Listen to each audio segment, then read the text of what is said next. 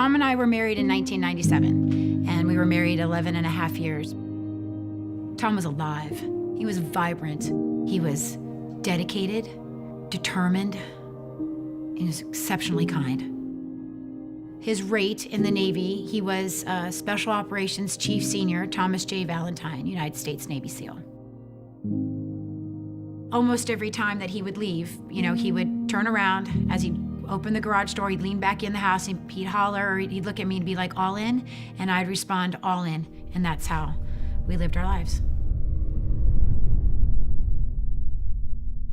2 o'clock in the afternoon, I'm in the backyard with our daughter Megan, so she's not even 4 yet. Where are you going? I see a car pull up, and all of a sudden I see my best friend Patty, my best friend Bridget walking, and I see a gentleman in uniform. The Master Chief that was there said to me, I'm so sorry, it's Tom. Well, it can't be Tom.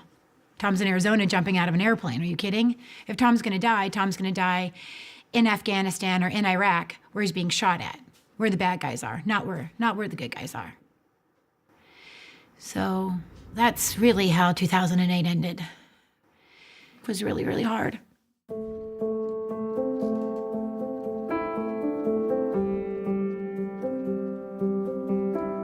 I'm Patty Roberts. My husband was Neil Roberts. He was ABH-1 Navy SEAL.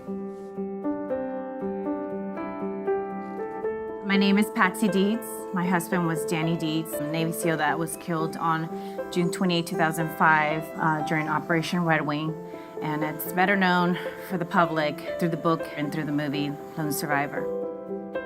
Those bills just keep coming in and piling up. The Navy stops paying.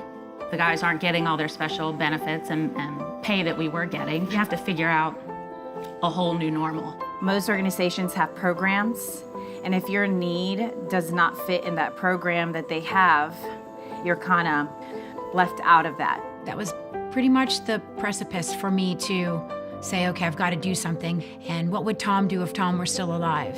And I found this an opportunity to maybe do something bigger than he and I could have ever imagined. And so that was the reason that All in All the Time Foundation came to bear. Is this a grocery list or is this you?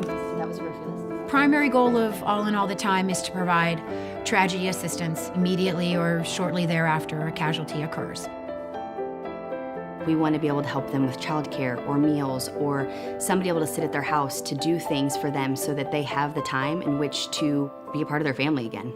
I want whatever we do to improve the quality of their life. I've always wanted to pay off every single girl's home. I've been successful once. Doing that for that family was very important to me, and it has afforded her the opportunity to do other things, to raise her son, to pursue a college education, and to provide for her family.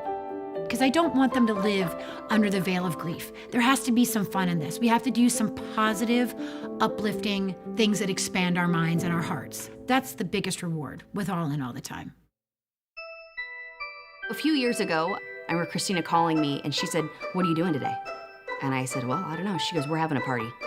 And she's like, "We need something good. We only get together when we grieve." And she's like, "Call everybody and I'll be over at your house at 4. I'm like, "Okay."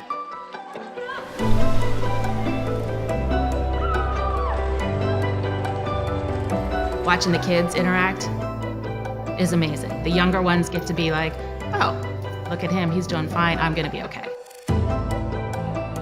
To look at us, I feel they have hope to know that one day they will be able to smile differently, but they'll be able to have some normalcy after this tragedy.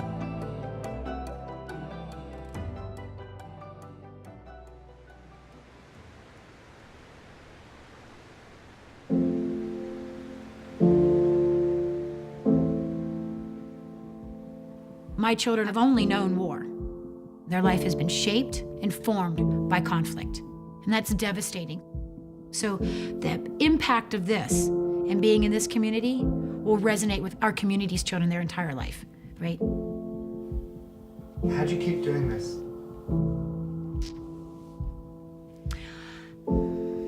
Out of pure and deep devotion and respect for Tom. And having him as a platform and his motto of all in all the time and the things that he believed in, I think is a gift and a huge way to honor Tom. He'd be very proud of you. I hope so. I hope so. I think so.